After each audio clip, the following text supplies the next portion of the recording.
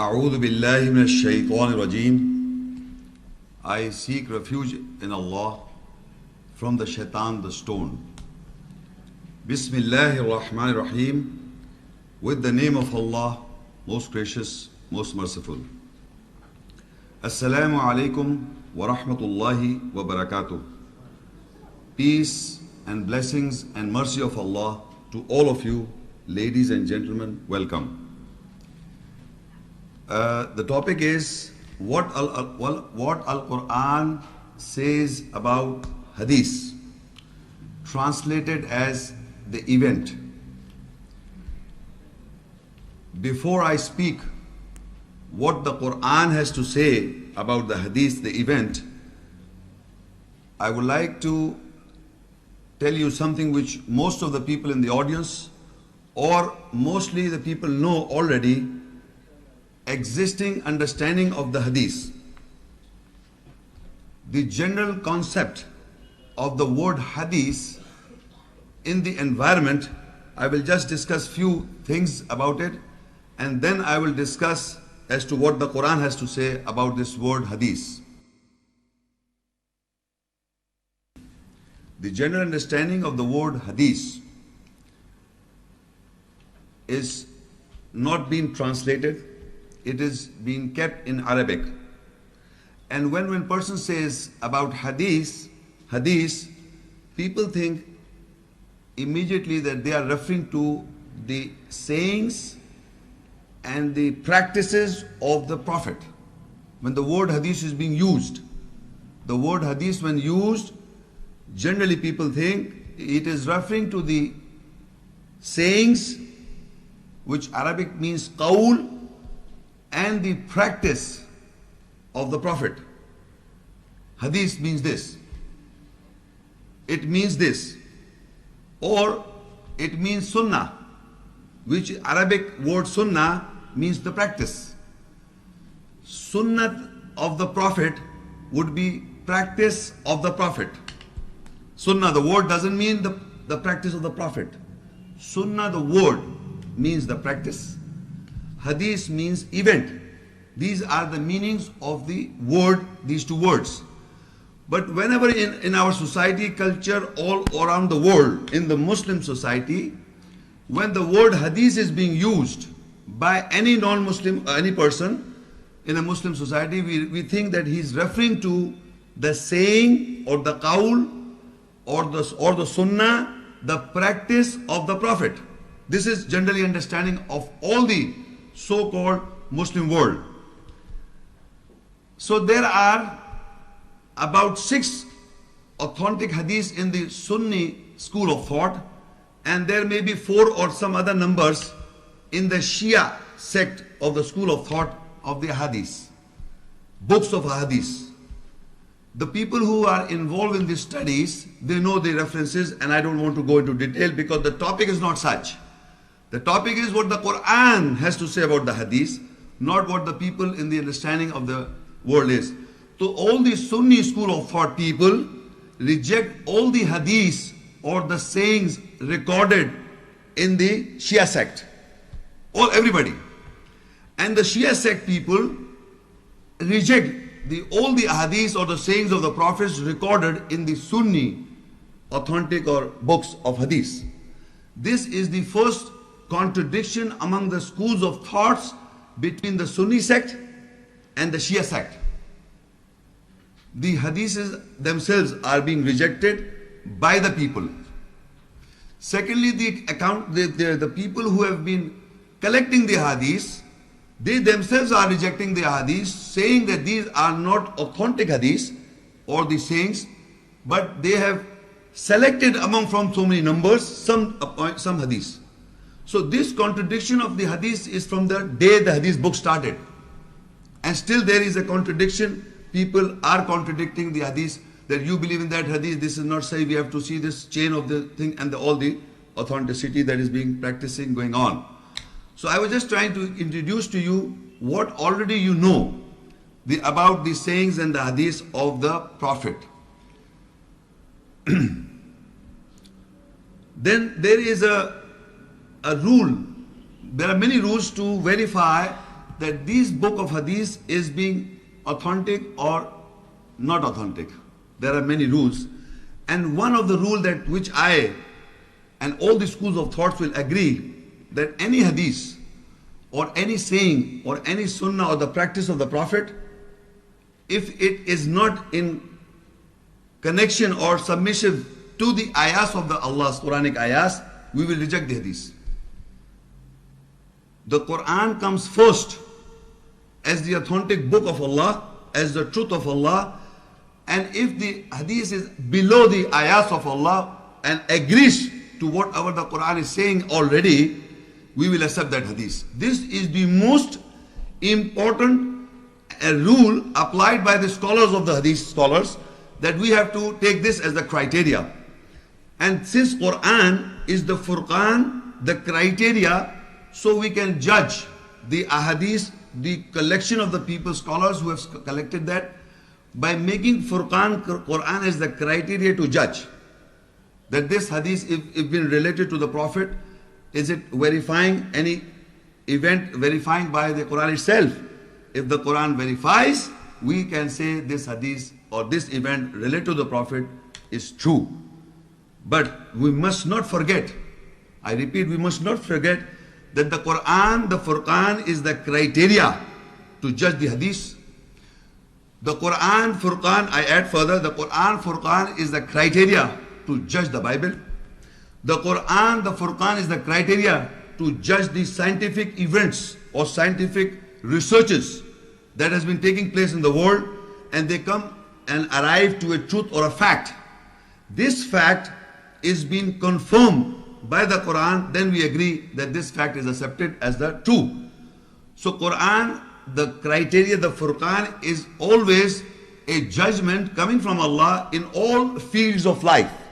In all fields of life, if there is a statement in science or in history or in geography or in Hadith or in Bible or in Bhagavad Gita or in Gita or in Avesta, anywhere in the world, if it has to be aligning with the Quranic ayat, we accept, we agree that this thing is true or factual.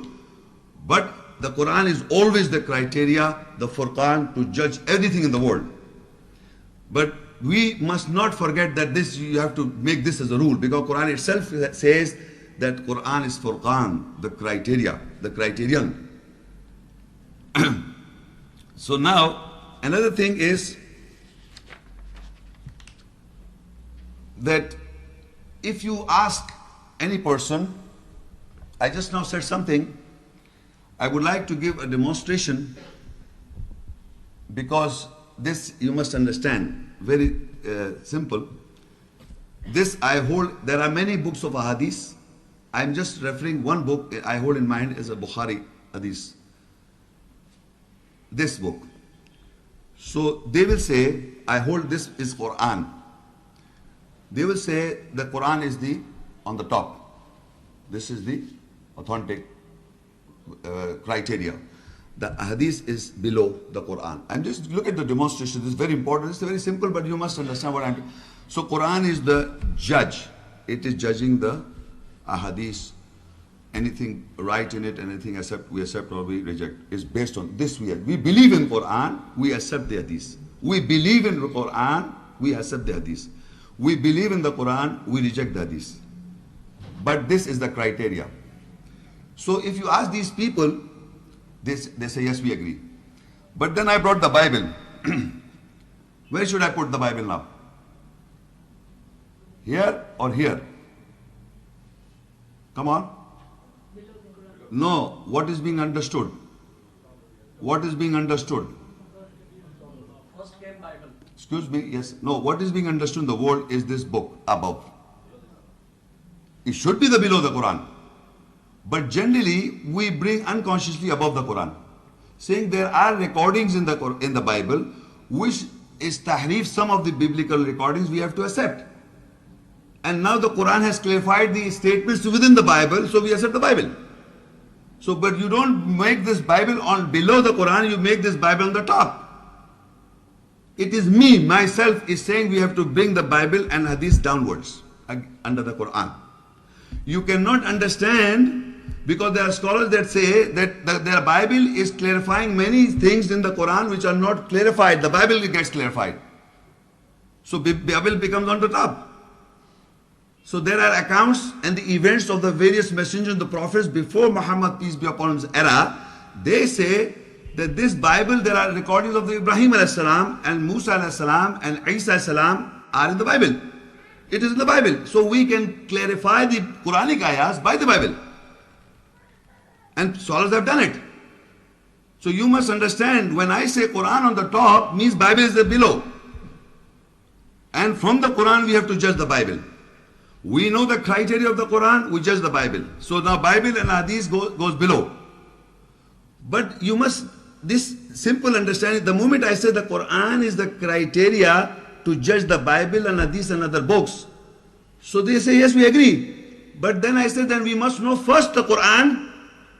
We must know first the Quran to understand the Bible statement and the Hadith statement.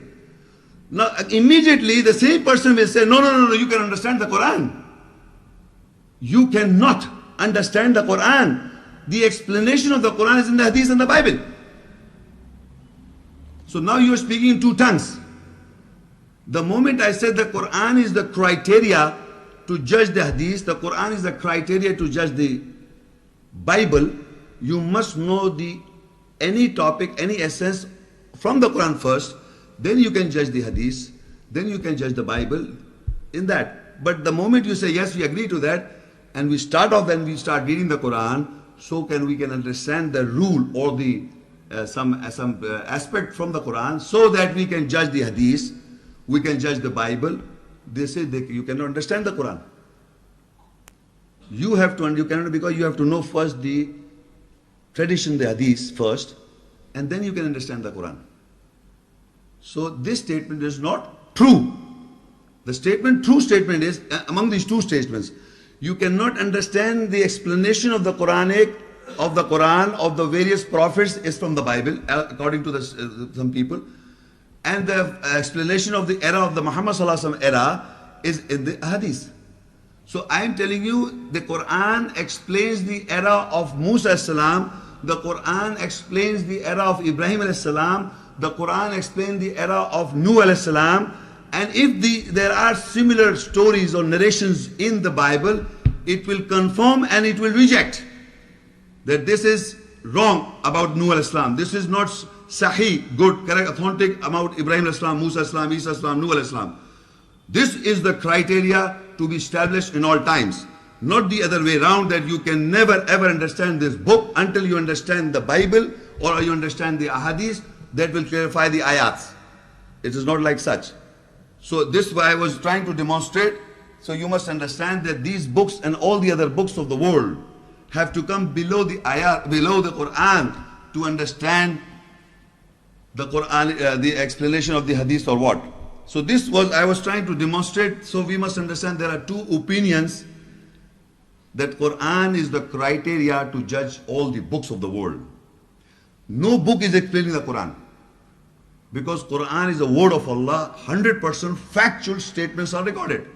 The other human statements of any books of histories have got errors, human errors.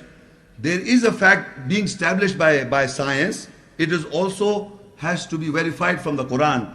The science doesn't verify the ayahs verify the science. The ayahs are not to be verified by anything. The ayahs themselves are verifying the other book statements within that book, true or false. So this is the, first of all, I was trying to explain the situation in the world, what is going on. Then secondly, there is another ayah in the Quran which most of the people know this. I will just, before I come to the topic, I'm just delivering a few points. And that ayah you can note down is in Al-Baqara 2 and ayah 282. It is the biggest or the largest ayah in the Quran. The largest, if somebody asks you which is the largest ayah in the Quran, this is the largest ayah. In Surah Al-Baqarah 2 and ayah 282. I'm not going to read the whole ayah. I'm just going to read a point, a few words, so that you can understand and understand why I'm reading this and what is the implementation implementation of that ayah. Why I am trying to explain. And that refers to, it says, starts with this, Ya ayyuhalladhina amanu, idha tadayantum bidaynin ila ajalim musamman faktubuh. O you who believe, when you reach a judgment among yourselves, with a judgment towards a fixed period of time, then write it down. Ida tadayantum bidainin has been translated by various scholars differently, and a conceptual understanding could be any agreement or any contract or any deal. Anything that has to be established, which is established fact between parties. Between any party, if I want to have a contract with somebody, we write it down, a judgment is being established between among us that you agree to this, I agree to this. Let's write it down, this judgment. Write it down because Allah says so in the ayat, faktubu. So whenever a judgment is to be established between people, to be agreed upon, there must be a witnesses of two men. Witnesses of two men. And if two men are not available, then one man and two women. And further in this ayah, same ayat I read for you. وَاسْتَشْهِدُوا شَهِدَيْنِ مِنْ رِجَالِكُمْ فَإِنْ لَمْ يَكُونَا رَجُلَيْنِ فَرَجُلٌ وَامْرَأَتَانِ مِمَّنْ تَرْضَوْنَ مِنَ الشُّهَدَاءِ أَنْ تَضِلَّ إِحْدَاهُمَا فَتُذَكِّرْ إِحْدَاهُمَا الْأُخْرَى. So then take two witnesses from men, from your men. If there are no two men, then take one man and two women, as you pleased. Then if one of two women astrays, then the other reminds her. So now the whole ayah, you can go and read it up in your house. From this ayah, we have come to know, for any establishment of any judgment agreed upon by any people, that document is to be valid only if the two witnesses have signed, or there are two witnesses on that document. That written document must have two witnesses, men, not one man, not one man. One man is not a witness on any document. It is always written by Allah, is two men. A document should be verified or evident, being evident is two men. And if there are no two men, then one man and two women. Then the validity of the document should be considered as agreed upon. That men have agreed upon, because this we have agreed. So now all the tradition of the hadith that has been recorded, every individual, one man is compiling those the hadiths of the sayings of the phase of the Prophet. The sayings, the sunnah of the Prophet is recorded by one man. So all of the people that agreed on that document, that the book that they have, should be signed by two people. Exactly the same, they should agreed upon. If they have not done it in the time, so every human, one person have compiled these books. One person. And on that one person you are agreeing upon, and Allah does not allow. Allah said that a valid document should have two witnesses on it. If there are no two men, then one man and two women on any written document. Any judgment that has to be established as true or false, the witnesses should be two men or one man and two women. So this is the situation of the prevailing situation of the environment of the hadith as per understood by most of the people in the world. So now we will see what the Quran has to say about the hadith itself, the word. But before I speak about the hadith, I will give you a few more things to understand. There are few Arabic words which I would like to give you the meanings of those words, which are not mostly translated. First, they itself, the hadith, which mean in Arabic the event. Hadith in Arabic means an event. Hadsa, hadasa. The root letter is hadasa, hadsa, an incident or event took place. And that if event is being written down or being narrated would be news in a way, or a prophecy. But whatever the event that took place, if you write it down, it is hadith. Hadith means any event that took place. So now, then there is a word in the Arabic word Torah. Most of the people know the meaning, the word Arabic means Torah, but what the word means, they do not know. So the word Torah means the law. Torah means in Arabic law. Hadith means event. Qaul. Qaul means saying. These words you must understand to understand the lecture. And there is a word Al-Kitab means the book. And the Quran. Quran means the reading. Iqra, read.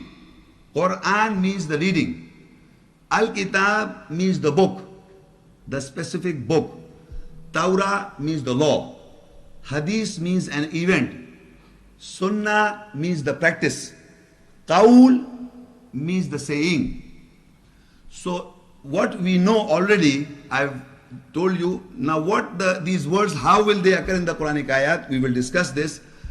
So first of all, I will read an ayah which explains the basic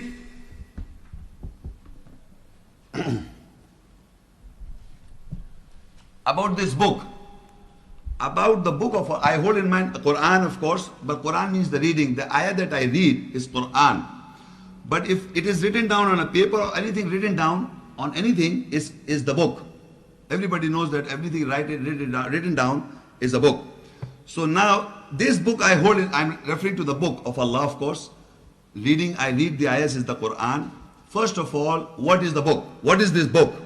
So this understanding, I will read a portion of ayah, Surah Al-Imran, 3 and 7 ayah.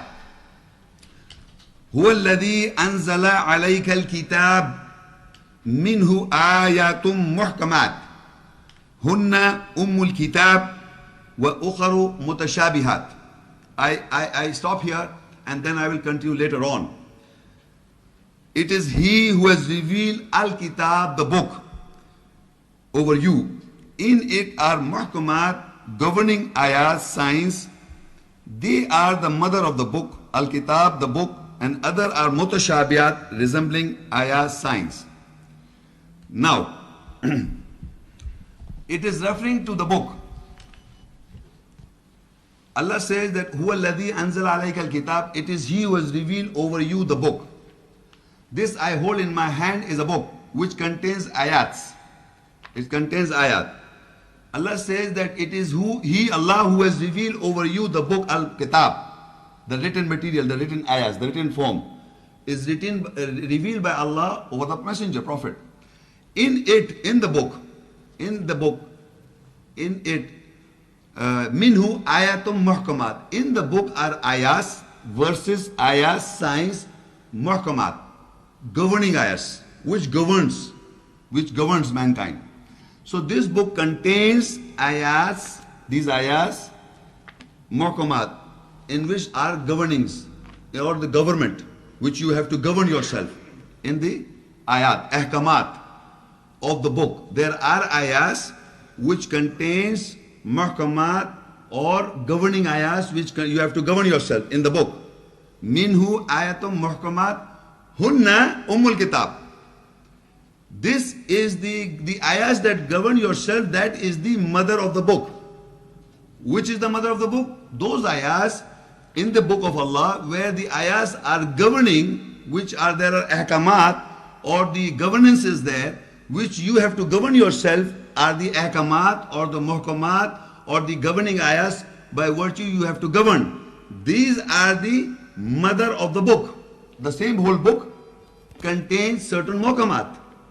The whole of the book contains certain muhkamat or governing ayahs. And these governing ayahs are the mother of the book, of the same book. Hunna ummul kitab, this is the mother of the book. So we have to know what is the name given to that mother of the book. The book is the whole book. And in the book, huwa alladhi anzala alayka al-kitab, we have revealed to you, over you, the book. In it are the ayat, minhu ayatum muhkamat, in it are the ayas muhkamat, the governing ayas. Hunna ummul kitab, and in this book are the governing ayats. Ummul kitab, this is the mother of the book. So first of all, we have to know what is the mother of the book. You go to next page and we will come back again. Surah Maida 5 and Ayah 43. وَكَيْفَ يُحَكِّمُونَكَ وَعِنْدَهُمُ التَّوْرَاةِ فِيهَا حُكْمُ اللَّهِ ثُمَّ يَتَوَلَّوْنَ مِنْ بَعْدِ ذَلِكَ وَمَا أُولَٰئِكَ بِالْمُؤْمِنِينَ. And how can they take you as a governor and the Torah, the law, is near them? In it is the hukum, the government of Allah. Then after that they turn away, they are not with the believers. Now in this ayah, you will note in the Arabic, there is a word fiha hukmullah wa kayfa yuhakkimunaka wa indahum at-tawrah fiha hukmullah. And how can they take you as a governor and the Torah, the law, is near them? In the Torah, in the law, is the hukum of Allah or the government of Allah or the akamat of Allah. In the Torah, in the law. In the Torah, in the law. In the Torah, in the law contains the government of Allah. So now, if I ask you, in the whole book, this I hold in my hand is a book of Allah. The book of Allah contains minhu ayatum muhkamat. In it contains the ayahs that are governing. That contains the hukum of Allah. Ayat are containing the hukum or the government of Allah. So that is, what is that? Torah, the law of the book, which will referred as the mother of the book. The book I hold in my hand. The book I hold in my hand contains the Torah, the law. Contains the Torah, the law. All the ayahs that are giving hukum, that are, or the ayahs that are containing the hukum Allah. These ayahs that are containing the hukum of Allah are the Torah, the mother of the book.